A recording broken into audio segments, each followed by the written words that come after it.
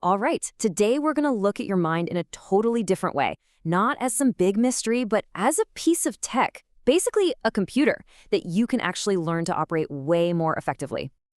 I mean, seriously, think about it for a second. Your mind processes tons of data, it stores memories, and it runs all these different programs. Some of them are helpful, and, well, some of them are not so much. This one simple analogy is really the key to unlocking a whole new level of self-awareness and, control. So, okay, if the mind is a computer, what's its operating system? Well, the sources we're looking at describe this really fascinating dual architecture, a system with two core parts that are often kind of competing with each other. And this slide, wow, it just lays it all out so perfectly. On one hand, you've got the mechanical mind. Just think of this as the hardware.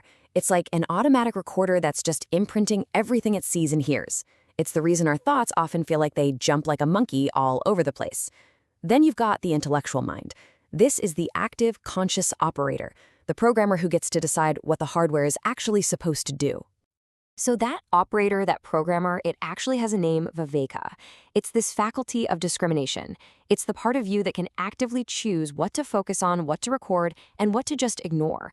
It's the huge difference between being a passive sponge for data and being the one who's actually writing the code. Okay, but what happens when that programmer, isn't paying attention? Well, just like any computer that's left unprotected on the internet, the system starts to get corrupted. Without Viveka at the controls, our mechanical mind just keeps on recording everything. And that includes all the social cobwebs and viruses we pick up from our environment.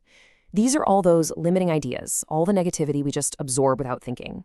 The hardware itself, it has no clue. It can't tell a good file from a nasty virus. It just saves everything. And where do all these files get stored? They become what are called samskaras. You can think of these as seed files. They're these deep-seated mental impressions that get transferred from your everyday thinking to the permanent hard drive of your subtle body. And these seeds, whether they're good or bad, they eventually grow and start to shape our reality. So what happens when these viruses are just running wild in the background? What are the real consequences of leaving that operator's seat empty? The Bhagavad Gita lays out this chillingly accurate chain reaction, and it all starts so simply, just thinking about objects. But that thinking leads to attachment. From there, attachment breeds desire, that nagging feeling that you have to possess something. And what happens when that desire gets blocked? It ignites anger. Anger creates delusion. It clouds our judgment until you get to the final step. Our discrimination, our viveka, is totally destroyed. And the end result of this whole cascade, it's pretty stark.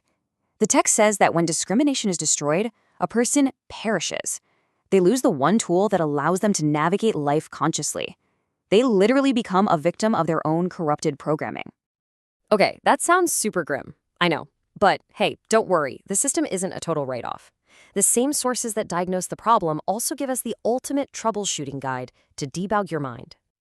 So, what's the number one tool, the master program?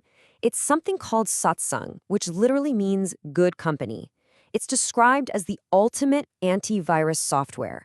It creates the perfect environment to empower the operator, our viveka, and it helps clean out all those corrupted mental seeds, those samskaras. And look, here we've got a whole maintenance toolkit for your system. Feeling like your battery is always at 1%? That's an energy drain. The tool for that is Muna, or silence. It's basically your mind's power save mode. Got some corrupted files? Mantras and chanting act like a deep purification scan. And to clear out all the general system clutter, serving others works just like defragging your mental hard drive. Let's take chanting, for example. It's not just making sounds. Using something really powerful like the Hanuman Chalisa is said to do something very specific. It wipes away the internal stains, all that corrupted programming that just builds up from living in our crazy modern world. Okay, so running your own maintenance is absolutely crucial. But what if you could connect your personal computer to a vast, super powerful, benevolent network for support and guidance? This is where the whole computer analogy just gets even bigger. All your effort, your chanting, your service, your discrimination, that's the programming you do locally on your own machine. But the real game changer, that comes from what the sources call divine grace. It's like the ultimate network administrator that makes a true, powerful connection possible. So how do you boost your Wi-Fi signal to this divine network? Well, here are the tools. Things like Shraddha, which is faith, Prem, or intense love, and Kirtan, which is singing praises. The whole goal of these practices is constant remembrance. It's about keeping that connection active so you don't get a kind of spiritual amnesia. And service is a huge one here too. Think about it. A narrow, selfish point of view is like wrapping your network cable in thick rubber insulation. Nothing gets through. By serving others, you start to strip away that insulation, allowing divine energy to just flow through you, totally unimpeded. So in the end, it's not one or the other. It's a partnership. Your effort, your free will, that's totally essential. But it works together with divine will, or grace, to get you to a place you just couldn't reach on your own. But, and this is a really big but, this partnership doesn't let you off the hook.